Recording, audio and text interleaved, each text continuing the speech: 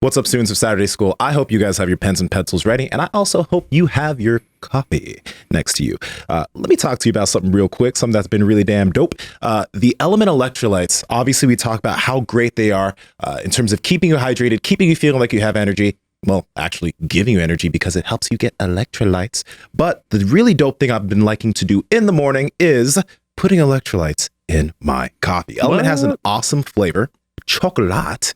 Right? They're chocolate flavor, which you just put in your coffee. It adds a chocolate taste to your coffee. And it also hydrates you. Okay. So you drink your coffee, you start feeling energy, and you start also getting hydrated. It is the perfect mix of sodium, magnesium, and potassium to keep you moving in the right way. So you're telling me you can get energy from the coffee, you can get hydration from the electrolytes, and you can get some knowledge from Saturday School? Oh, yeah. Best combo ever.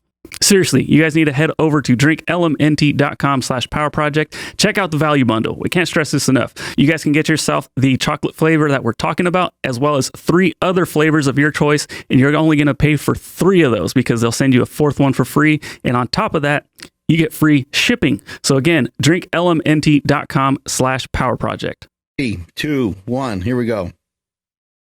Dr. Cuyler. It is astonishing, says Dr. Cuyler, how many men lack this power of holding on until they reach a goal. They can make a sudden dash, but they lack grit. They are easily discouraged. They get on as long as everything goes smoothly. But when there is friction, they lose heart. They depend on stronger personalities for their spirit and strength.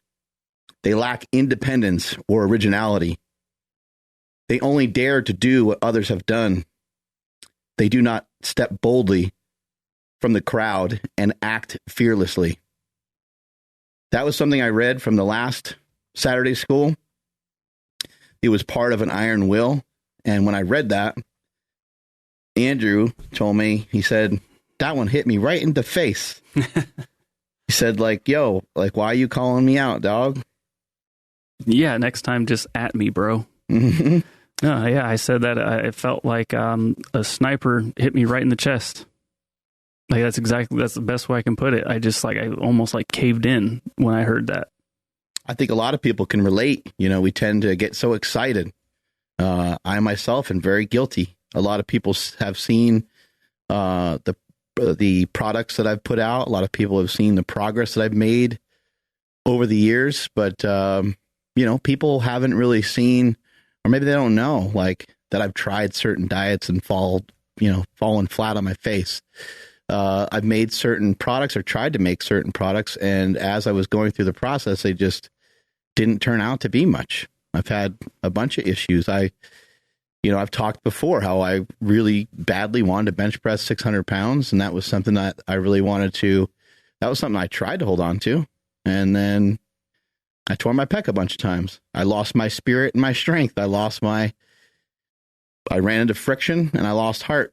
You get punched in the face and all of a sudden your plan goes out the window and you lose steam. It reminds me of running in really thick sand on the beach. Imagine if you were hey, I want to burn a ton of calories today. I need to start to burn a lot of calories. I want to burn 1,000 calories. And I was like, okay, cool. We walked to the beach and I have you doing sprints in the thick sand. You wouldn't last very long. You'd be like, I'm done. I'm toast. And I'd say, well, you actually only burned 300 calories so far. We got a long way to go. And that's what happens. The great Vince Lombardi, he said, fatigue makes cowards of us all. And we all have these ideas. We all have these goals. We all have these things that we're going to do. And man, fatigue, that is powerful. Fatigue makes cowards of us all. Literally everybody. That is very disheartening right there. But that is a true fact. Now, what could you do about it? So in order to be able to, navigate some of this, I thought Andrew asked a really good follow-up question, kind of basically saying, how can we hold on? Because Dr. Cuyler says that we kind of stop holding on. We don't hold on for long enough until we reach our goal. So So I think a couple of things need to happen here. You have to kind of really look at things in a very simplistic manner, almost like you're a little kid. Like a little kid, if you were to tell them, hey, like, this is what you need to do to kind of reach this goal. They might like remember that one thing that you told them, and they might hold on to it for a long time, or they might just have a really simplistic view because they're not skewed by anything yet. And you have to kind of like dumb everything down to its finest points. So a lot of times people are really just like, they're overreaching a lot of times with their goals. And then anytime you overreach, you're going to end up being fatigued. You're going to end up being tired. You're going to end up asking yourself, why am I doing this? What is this all for? You're going to forget the original reason why you went to do something. So, if I'm thinking about thinking about people that have accomplished great things, I'm thinking about like someone like, say, George St. Pierre, one of the greatest MMA fighters of all time. I remember George St. Pierre talking about like stretching. He's like, I don't really like stretching, but I don't like to lose. I don't like to get in a lock or get into a hold and be compromised because I can't get out of it because I'm not mobile enough. And then so, after everybody leaves, he's still there stretching. Hey, hey, all right, champ, see you later. Hey, dude, what are you doing still stretching? Well, stretching is part of the process, and it's part of me winning championships, and it's part of me being the greatest fighter of all time. So I'm going to continue to stretch. I'm going to continue to do these things. But I think, you have to understand that that's very progressive. Like that's incremental progress over a very, very long period of time. We talk in strength training a lot about progressive overload. That's what we're doing here. We're progressively overloading our life, adding in small things over and over and over again. When you struggle to continue to add to your plate, you have to be in recognition of that. One way, kind of reminds me sometimes of policing your children. Like, we tend to give up on policing our children because when we talk about fatigue, that really makes you tired. Trying to discipline your kids over and over again about the same thing. Why do you got to put your phone away at 6? How come we got to put our phone away at 6? My friend gets to keep it till 7. We went over this, but what you have to do every time is you have to go back to the original reason. Remember we talked about this before. We talked about a reasonable amount of time for you to be on your phone. Let's get this phone away and so on, right? And so for people that are trying to set a goal and that are having a hard time holding on, you have to go back to the original goal. The goal, I think, in my opinion, your goals should never be too crazy. Your goals should be things that are fairly in reach, things that are not too far. But things that are far away, I would put them in a different category, and I would say that they're a dream.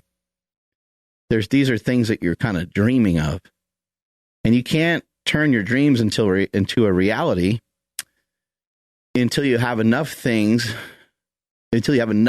lined up that you can rest your strengths on, that are going to eventually turn into something.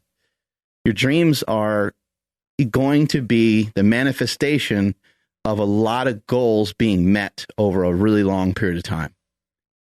And then once that happens, once you've reached a bunch of these different goals, you could say, wow, you finally look up and you go, holy shit, my dream come true is kind of right in front of me. My dream home, my dream car, my, goal to bench press 600 pounds or whatever it might be. So for me, I did fail with certain goals that I had, but I met a lot of goals, and I also had an opportunity to do those goals. That's another thing. A lot of people don't even ever get an opportunity to do them, so I'm grateful that I ever even had a shot. But I also think there has to be something. You need to be reasonable at some point. If you're unreasonable, you'll probably reach your goal. But if you're unreasonable, you might reach your goal at the cost of a lot of other things.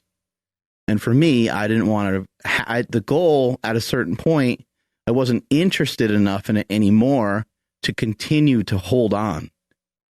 So that's another major factor. Whatever this thing is that you're talking about that you want to be able to hold on for, make sure it's not somebody else's dream. Make sure it's not somebody else's goal.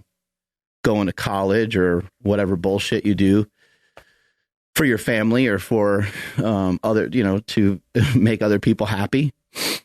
Make sure it's something you're really interested in. And it might take you a long time to figure out what you're interested in. It might take you years, might take you decades, unfortunately. I always tell people all the time, I didn't really know much of anything until I was in my mid-30s. I didn't really start to educate until I was 35, and that's because that's when my own education really started. I would say that I was educating myself on fitness and strength and nutrition early on, so that was helpful. But that was in a very narrow space, and that did help me much later on. But I didn't really expand outside of that. That's all I thought I could learn or know. And as I got older, I started to recognize I could learn more stuff. And the learning of some of that new stuff is the stuff that was a catalyst for me to recognize that I could reach a lot of these goals that I had. I think so. A couple of things is number one is you have to make sure that you have a massive interest, love, passion. You can use any of those words. Passion is an interesting one. I don't think it's descriptive enough. I think interest is great. If you're somebody who's around somebody that you see they have a great interest in something, encourage them, whether it's your own child or whether it's a brother or a sister. Say, hey, you know what? I recognize you're really doing that a lot. You're like, dude, you're getting really good at that. Like, that's awesome. How long have you been doing it? You'll start to get some conversation going with them because you might get their gears. They might not have thought of something before. They might not have thought of it before. Maybe they've been messing around, writing a lot. And you see them writing all the time. Hey, man, what are you writing? Oh, I've been writing this stuff. I sometimes post it up. I got a blog. Oh, well, let me check. You mind if I check it out? You check it out sometime and you're like, hey, that's fucking dope, man. That's cool. I know with my own son, he's been playing the guitar a lot. We watched Walk the Line the other night, Johnny Cash movie. And there's Jake in his room going, down, down, down, down, down, down, down.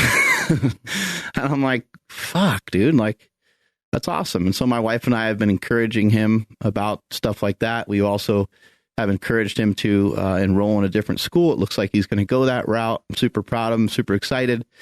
But I don't know if those things happen if we don't talk about it. I don't know if he continues. He just has a guitar from his grandma. His grandmother gave him one a while ago. He never really touched it, never really cared about it. And he started tinkering with it, playing with it. And next thing you know, he started to be able to play some pretty good music. He watched a bunch of stuff on YouTube. My wife and I were like, wow, that's freaking cool. And I grab the guitar and I show him clearly that I have no idea how to do it.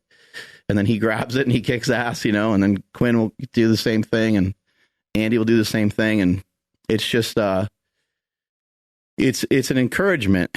Will he be able to turn that into something? I don't know. But if he continues to work on a skill set for a while, then he'll start to develop a goal. I think people maybe are so quick to have a goal that's so crazy. If I think about Jake and what he's doing now, he's like, I just want to be able to mimic a couple of these tunes. So how do we take some of that, extract it out to ourselves? Let's say I want to lose 20 pounds. But we don't do this starting on Monday bullshit that we always talk about on this podcast. We do something different. We say, okay, well, I'm not going to try to do cardio every day. Like, let's just work backwards. Where have you failed? Where have you messed up? You could say, oh, you know what? I tried a 0-carb diet and I wasn't able to even follow it for more than a couple of days. I tried doing cardio every day and I did it for 1 week. And then the next week I went like twice. And the next week I gave up. I tried a lifting routine where I was going to lift 5 days a week. I did it for 1 week, and the next week I lifted 4 times. Week after that, I lifted 3, and then I quit. And you start to see this pattern developing. What if you were to say, okay, you know what I'm going to do? I'm going to start to implement some stuff. I want to be able to, walk to my mailbox once a day, or whatever the goal is that's really low-hanging fruit for you. Maybe you're just going to walk your dog. I don't know what it is. Something really simple, something that involves walking. I'm going to lift some weights 3 times a week. Lift some weights 3 times a week. Maybe just do one body part 3 times per week. Maybe do a Monday, Wednesday, Friday. If you work Monday, Wednesday, Friday, and that sounds hectic, go Tuesday, Thursday, and Saturday. If you have the weekends off, go Saturday, Sunday, and Wednesday, something like that.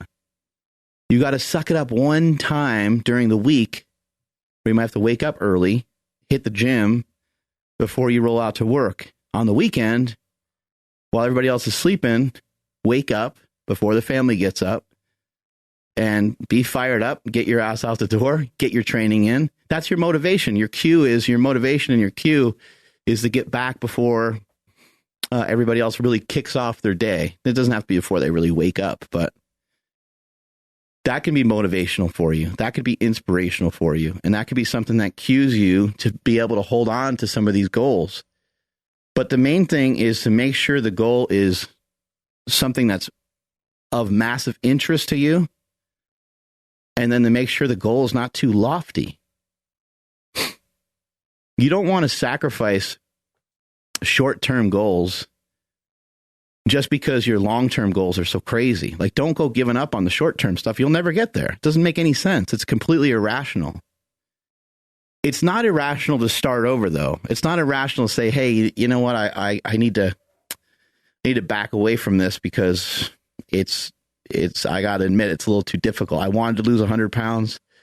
I'm not going to talk about it anymore. I'm not going to think about losing 100 pounds. I'm going to think about losing 1 pound. I even have a guy that measures himself in ounces. He knows approximately the different ounces that he weighs, give or take a few pounds and give or take a few ounces. He follows that. He's like, for me, it's not about the pounds. It's about the ounces. The pounds will follow. He's got a good point. The guy that I see every once in a while when I go to Bodega, he lost like 60 pounds. There's a lot of ways to get there. And there's a lot of ways to mess this whole thing up. And back to that quote of people losing heart when there's friction. You don't want to be like, don't be viewed like that. Like, don't let yourself go out like that. Don't be a punk. Think about who you represent. Think about the different values that you represent, the different things you learned over the years, and how you want to represent yourself. Not everybody was made, not everybody was made to be a leader. Not everybody was born to be a leader, but leaders aren't born anyway. They're created over a long period of time. People are, in this day and age, they need people to lean on. They need leaders. And maybe you're the one. Maybe you're the one in the making. If you go back and watch Bigger, Stronger, Faster, and you listen to some of the words that my mom shared with my brother, she basically kind of told him, like, why are you trying to be like this guy? Why are you trying to be like that guy? How do you know someone out there right now isn't trying to be the next Chris Bell? And that's a cool statement, man. Like, you can work your way into that position. Now, how many people nowadays want to try to direct a movie and make it like Bigger, Stronger, Faster? Right? There's a lot of people that are mimicking some of the things that I'm doing. There's a lot of people mimicking, trying to make some of these slingshot-like products, knee sleeves, elbow sleeves, hip circles, and so on, and do what I've done with the fitness industry. I have friends that tell me flat out, I'm trying to do the same thing you're doing, bro. They come in, they see the podcast. I just want to have the same setup that you got. That's why we keep switching shit up. But that is a definite possibility for you. Keep in mind, I was somebody that was always counted out. And it's a story I made up for myself, basically, because no one's really out to get me necessarily. It's just a story that I bought from the time I was young, that I was dumb, that I wasn't going to be able to learn, that I wasn't going to be able to get ahead. that I wasn't going to be able to make much of myself. And over a long period of time, I was able to kill that. I was able to assassinate that, murder that, stuff that away, and make sure it never came back again. And I was able to, set some goals so that I can kind of pivot from one goal to another, keep knocking down those goals, keep knocking down those smaller goals, and then start to get to the larger goals. And so the main thing with being able to hold on, I think, is the biggest thing I see people do is just they fucking try too hard, and that Yoda saying of, there is no try, there's do or do not. You got to do. You got to start to do. You got to start to put stuff out there in the universe. And once you do, that's when you start to really learn. Okay, so there's something that goes through my head, and something that I struggle with. It does make sense to me now about setting, I don't even want to say realistic goals, but just like kind of setting the bar low so that way you set yourself up for success. But it is difficult to really get like amped up and motivated when you're like, all right, I'm just gonna hit the gym once this week, and then that day comes and you're like, fuck, I'm just gonna do it once tomorrow. And it's almost like, if there's really no like big, like awesome Super Bowl ending to all of it, you kind of don't get fired up to do it, like, period. So what's something that we can do to make sure that we do set, the 3 days a week that we want to go lift, but we are taking it serious and we're treating it like if it is, like for a gigantic goal. I think I do understand what you're saying. Like, if there's not something to rise up to, you're going to kind of play to the level of your competition sort of thing. Exactly, yes. In this case, it's your own competition, but the competition is maybe too little league for you. It's too slow pitch for you, but you have to be able to build up some form of consistency. You can't tell yourself that you're somebody or you'll never be anybody. You can't tell yourself that you're somebody unless you've done something. So you have to do something. You can't just write stuff down and say that you're going to do this and you're going to do that and that you're going to be great. Can't look at yourself in the mirror and have some chant. Can't get up on a chair and start to yell and scream that I'm going to be the greatest of all time. I'm going to be the greatest power lifter of all time. You can do that if simultaneously you're taking the proper steps, because you'll actually believe it from the inside out. You won't actually believe it. It won't actually be part of you unless you're actually following through on some stuff. So the things that you might view as being really simple or even tedious or even being a little bit boring, they might be really important. When it comes to training, there are some people that there are some people that are like, just one day all of a sudden started lifting every day and I haven't missed a day in 40. I've heard people say that before, but sometimes that sketches me out a little bit, because what happens when there's a pandemic, or what happens when the pandemic is pretty wild and different, right? But it didn't bother me at all when the gyms were closed. Like, I know we have our own facility here and stuff, but like, I still didn't come into super training. I still didn't lift here for weeks on end. And I just figured out something else to do, because most of the stuff was already kind of built internally for me to continue to move and do something. So I think movement is really crucial.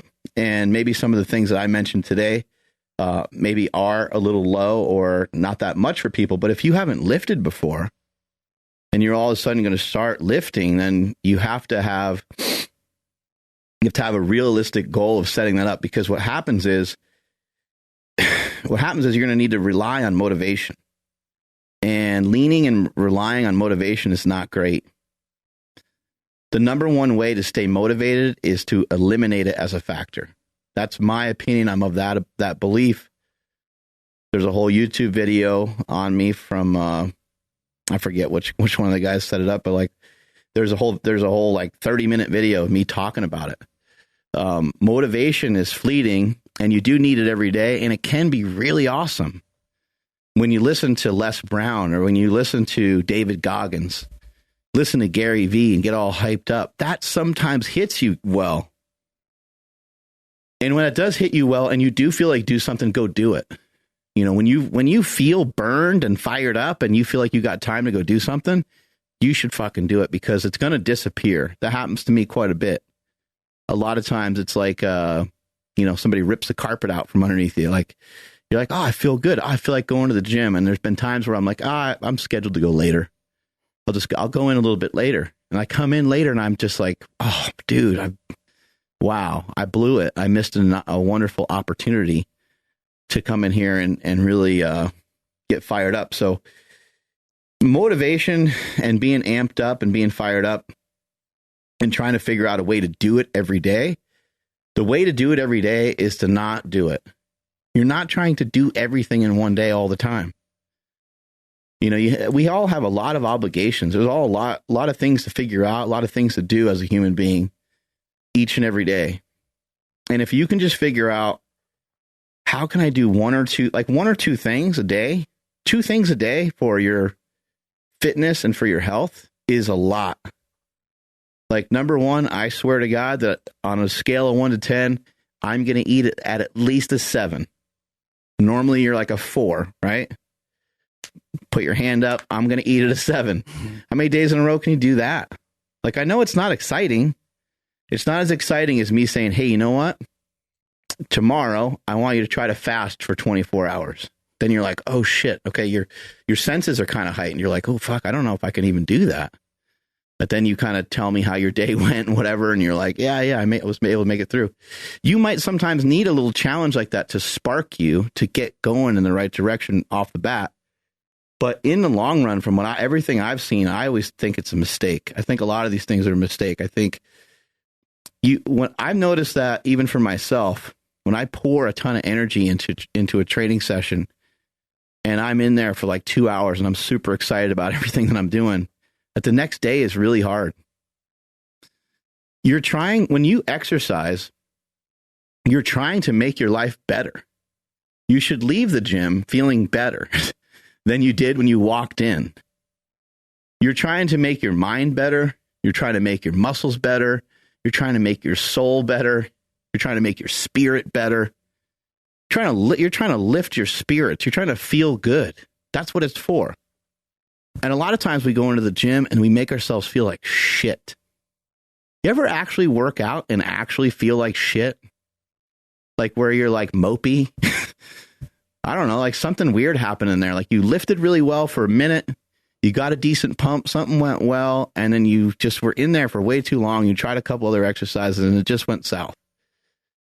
Well, that's a giant waste of energy. And then where that wasted energy, where is that going to manifest? You know, the next day you're walking down the street and you got kind of a grumpy look on your face.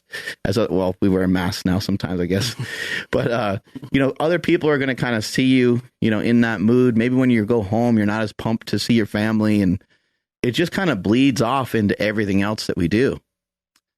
And so you want to make sure that the effort that you put in, you know, that's another thing is these things where I'm saying, hey, you know, walk. I'm saying walk to the mailbox just because I'm trying to give you like a really low example.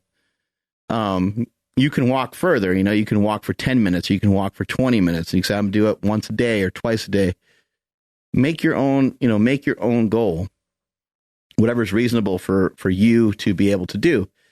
But you can also do these things, you know, at whatever level you want to do them. Like a lot of times when I go for a walk, I sometimes take off pretty good. You know, I sometimes am walking pretty fast. Depends on the day, depends on how I'm feeling. But a lot of times I try not to just do anything. I try to, when I go to do something, I'm usually kind of hopeful that other people go, oh shit. Like, we're doing that for real. Oh, that's the way we're doing. I don't do everything like that all the time. It's just not reasonable with the amount of lifting and the amount of stuff that I do in a given day. It's not reasonable for me to be that way 24/7. But in general, I think that's the way you should treat it. So when I'm saying to try to employ some of these things, to work out 3 times a week and to, you know, walk once or twice a day and stuff like that, I know it doesn't sound like you're setting the world on fire. It doesn't sound like some crazy goal. But if you set some crazy goal to lose 100 pounds and you try to start this crazy diet on Monday where you're going to diet, you're going to run, and you're going to lift, Me and Andrew, who've been around this for a while already, are going to tell you, hey, that's fucking great that you're motivated and excited to do that. But I would love to see you, toggle that down a little bit, and let's just work on knocking off 5 pounds. Let's just see what it looks like. You know what? Because it's November. Let's see if you can knock off 5 or 6 legitimate pounds before the end of the year. Like, that would be awesome. When New Year's comes, we'll talk about, stripping another 5 through January. And by the time February comes around, look, dude, you're already down 15 pounds. Like, you're already really heading in the right direction. You already lost a good chunk of a body weight. And I think a lot of times people are just trying too hard. And you go back to what I said earlier about fatigue. Fatigue makes cowards of us all. Fatigue is going to allow you to continually talk yourself out of doing stuff. An example of that is I have prepared meals. I'm lucky enough to be sponsored by Icon Meals. I have Icon Meals in my freezer. I'm on my way home. My days are just the same and confusing as everybody else's days. They're not any worse or any better necessarily. I got a lot of shit to do in a day. I know you guys do too. You're on your way home and you're like, I just feel like fucking making a grilled cheese sandwich, right? Or I just want to, grab some Cheez-Its and sit on the couch. I just want to be a normal person, for a fucking minute. I just want to not be Mark Bell for 5 seconds. Let me just sit down and chill, right? But because I have those prepared meals, I'm not tired. I'm like, you know what? I'm not going to let this fatigue fucking bug me, or I'm not going to let these thoughts come into my head about eating foods that are off plan or taking my kids and going to eat pizza with them or something. What I'm going to do is I'm going to take an Icon meal. I'm going to put the goddamn thing in the microwave, turn the microwave on for 4 minutes, and 4 minutes later, I'm going to have a meal that's delicious, that's good for me, that's nutritious. And then if I want to take my kids for pizza, I will. And I'll even have a slice of pizza, but that's different than me eating 6 slices of pizza, right? And so these are the things that are important. This is why being prepared is so massive. We're all looking around and searching around for motivation. And we don't really need to be motivated if we're prepared. You don't need to be fired up. I don't need to be fired up to, if some random person, a random regular person starts a fight with me in the street, I don't need to be fired up to knock them out. I probably wouldn't have any emotion. I've done it before. I've been in fights before where I've just punched somebody and I just fucking knocked them out. I didn't need to be excited about it. It's just because I built up a lot of strength. I'm sort of prepared for it. I've boxed before. I've done stuff before. So you don't need to, you don't need necessarily motivation all the time. I'm not saying that motivation is bad. I'm the biggest sucker for those YouTube videos with the music in the background, and we're even making a lot of stuff like that ourselves. I love that stuff, and I love to crank it, but I also know that stuff doesn't work all the time. Sometimes you just feel dead inside, and no amount of that or caffeine or pre-workout will do anything for you. But imagine if you're well rested. Imagine if you're well fed. Imagine if you set your mind right the night before, or you were thinking about your squats from the last time you did squats. You did a couple sets with 225 and you're excited the next week to try 235, or maybe you struggled and you're like, you know what? Next time I'm not struggling. Next time I'm going to nail that just right. I'm going to get that. And you start prepping yourself for it early. So I think being prepared is king, and don't allow motivation to be such a factor. It can be a factor, but try to keep it to a minimum. Yeah, and it was, I believe, so the YouTube video is called Motivation is Overrated, The Speech You Must Hear, Mark Bell's Message by the Mulligan Brothers. There you go. There's a couple other ones, too. The Machiavelli Motivation made one with you as well. Sick. So, yeah, that's pretty dope. And then we actually have a question from a markbell.com member that fits very well with everything. Oh, my God. Yeah, it's our buddy Frank Mendoza. Dude's a savage. Frankie, what's up, buddy? Yeah, so Frank says, I feel great and strong like never before. The family came over on Halloween and I got so many compliments on how strong I look and how different I look. Thank you so much for motivating me to lose weight and to get strong. You've helped me so much. I love the advice you gave me on the Q&A and eating carbs and fats during training days and not on rest days. For the next 4 weeks, I want to continue to eating clean. I still have belly fat I want to get rid of, but I also want to increase my arm muscle and get my bench up. How can I reach my goal? So the ever elusive drop fat but get bigger. Yeah, that's always a tough one. I think it's pretty simple. Keep.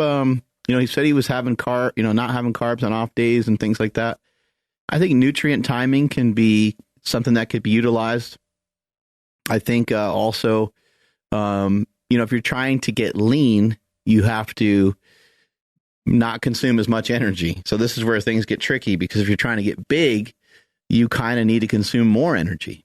So what I would kind of lean into, where you can look bigger but continue to drop weight usually, and even just body fat, is with protein. So if you keep the protein high, whatever his body weight is, I'd say you 1.5 it at least, or 1.25 it.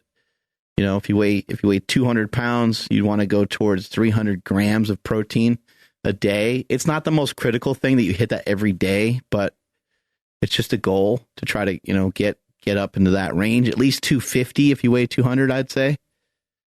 And again, this is per what you asked for. This isn't like, not everyone has to try this, but, and then increasing arm size. You want to follow people like Mike Israetel, follow Renaissance Periodization. I think it's called RP Strength on YouTube. Mike has great videos on YouTube. He's a great resource. I've shot, thousands and thousands of videos. But Mike has more precise stuff, especially when it comes to bodybuilding, especially when it comes to hypertrophy. But when it comes to hypertrophy, and when it comes to this style of training, you want to make sure that every rep and every set counts as much as possible. And you want to try to make sure that there's not a lot of throwaway sets. A lot of times people go in, they kind of just do their 3 sets of 10 and they just move around, which is okay for some things. Like, it's okay to burn some sugar. It's okay to help shuttle macronutrients into the muscle cells and things like that. But it's not great for being optimal.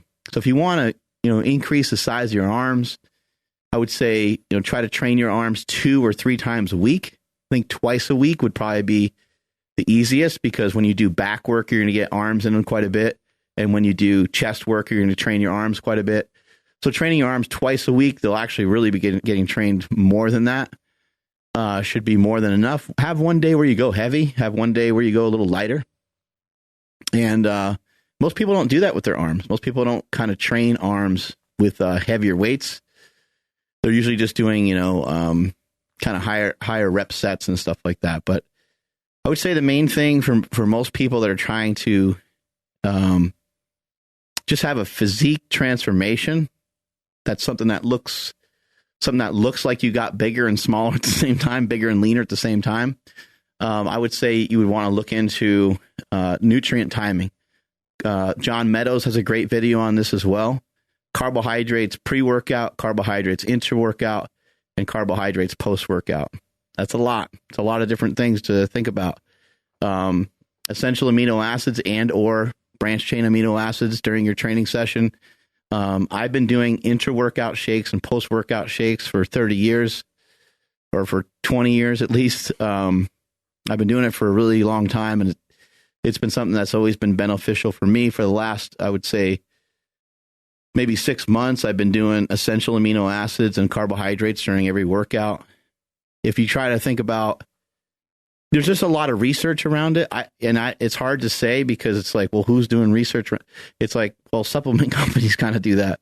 And it's to prove that these things work in this fashion, but you can't really eat during a training session, right? I guess you could, but that's going to mess everything up.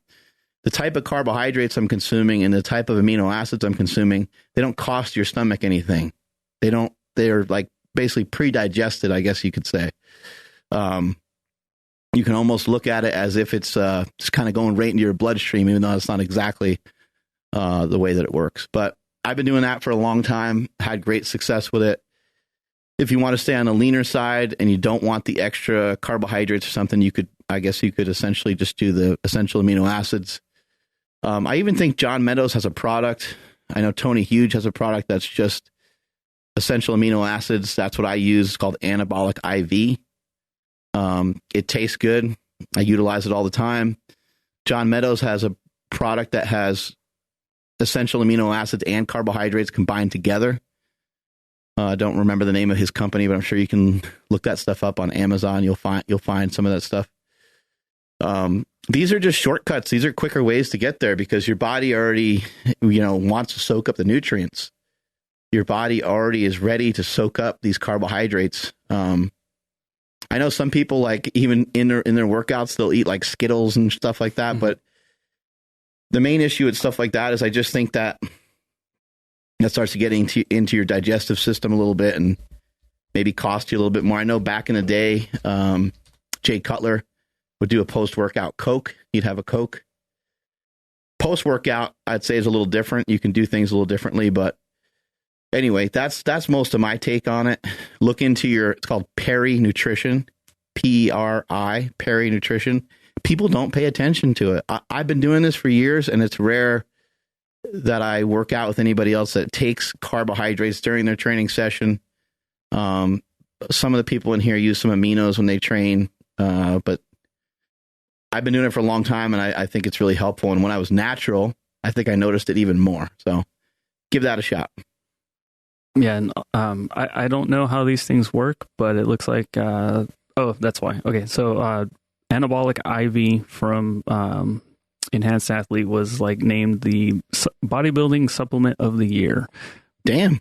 By Generation Iron, so I don't know exactly what the credibility of it, but I know that you like it, and I haven't tried that one yet, but they make some pretty good stuff. Yeah, obviously. Absolutely. Yeah, but yeah, dude, that's I think with someone like Frank, he was eating some crazy low amount of calories per day as it was already. So that's when you had recommended that he have carbs and fats and on his training days, because he was having like, I don't know, some like, we'll just assume that a piece of chicken means that it's 8 ounces. So he was having just like 16 ounces of chicken a day, and like that was it. Right. That and water. Yeah. So I think for someone like him, he just needs maybe just let time do its thing, because he's pretty damn strict with himself. And yeah. Yeah, implementing some carbohydrates around a training session. I mean, there's just a lot of research that shows that it literally, goes into that muscle that you worked for that particular day. So you could even, if you wanted to, you could even just do it on training days where you think that body part's a weak part. Mm-hmm. And you could have, 30 carbohydrates during the training, or 20 carbohydrates before the training session, 20 or 30 during the training session, and 20 or 30 after, just to make sure you got everything covered. Yeah. That might be a little overkill, but that's the other thing, is you don't need a lot of carbs. Like when I'm talking about I have carbs during the workout, I have like 25 grams of carbs or something like that. Yeah. I know we're like going pretty far off topic now, but we were talking about creatine earlier. Can you give us some info on that? Yeah, creatine can be helpful, especially with some carbohydrates. And if someone hasn't done creatine in a while, I think adding in some creatine can be quite helpful. I know some people have sworn by it. Some people really enjoy it a lot, and other people are like, I don't know if it does anything. There's a lot of good research surrounding it, but I just think, look, it doesn't hurt to try some of these things, right? And especially if you're somebody that's not eating enough red meat, then it might be a great idea to supplement it. Yeah, that creatine. Mm-hmm. Creatinine, and yeah. That's all I got over here, man. Awesome. I just like I said, when I heard that passage, that specific part, I just felt like, man, if I feel this way, I'm sure a lot of other people feel that way, because we often do set the bar way too high. We're going to start on Monday, and then we fizzle out before the week's even over. So I think this will be very beneficial, because I know it's beneficial to me.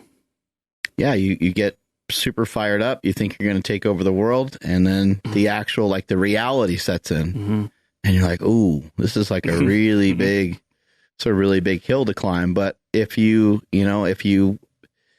just went up a little bit of that hill every single day and do that every single day, you'll be at the mountaintop before you know it, without it ever really seeming like much. Then that's, for me with my dad, every morning I've been walking with him.